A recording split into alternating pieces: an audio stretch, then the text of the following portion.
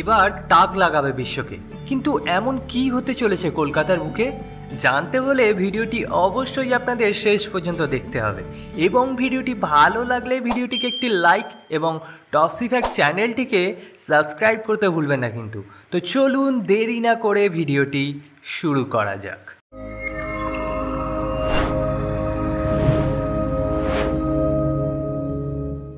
আমরা সকলেই জানি উৎসবপ্রিয় বাঙালিরা বছরের সব সময়ই ভালো মেজাজে থাকেন।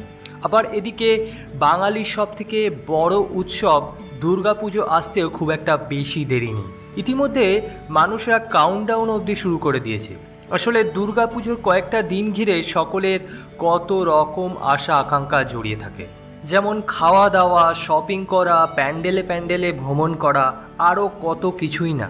কিন্তু এই দুর্গাপুজোর আগেই রাজ্যবাসীর জন্য এবার বিরাট কিছুর আয়োজন করার উদ্যোগ নিয়েছে আমাদের রাজ্যের মুখ্যমন্ত্রী মমতা বন্দ্যোপাধ্যায় সরকার। হ্যাঁ, ঠিকই শুনেছেন, চলতি বছরেই বাংলায় এমন এক জিনিস হতে চলেছে যে বিষয়ে কেউ হয়তো কল্পনাও করতে পারেনি। আপনাদের বলে দিই, এবার আমাদের রাজ্যের মুখ্যমন্ত্রী মমতা বন্দ্যোপাধ্যায় সরকারের উদ্যোগে কলকাতার বুকে এক আন্তর্জাতিক শপিং ফেস্টিভ্যালের আয়োজন হতে চলেছে।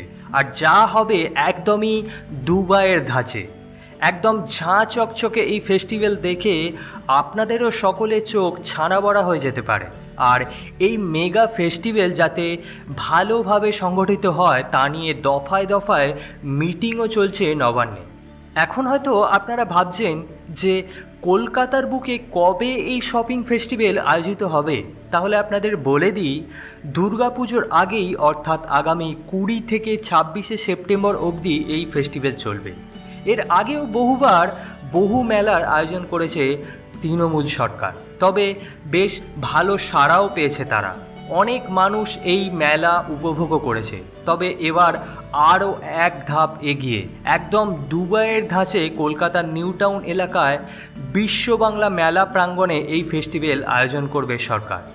দেশ বিদেশের নানা সংস্থা এই শপিং ফেস্টিভ্যালে অংশগ্রহণ করতে পারে।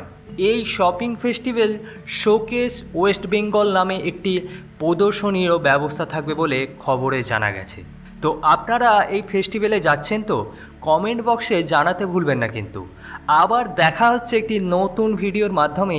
ততদিনে আপনারা ভালো থাকুন, সুস্থ থাকুন।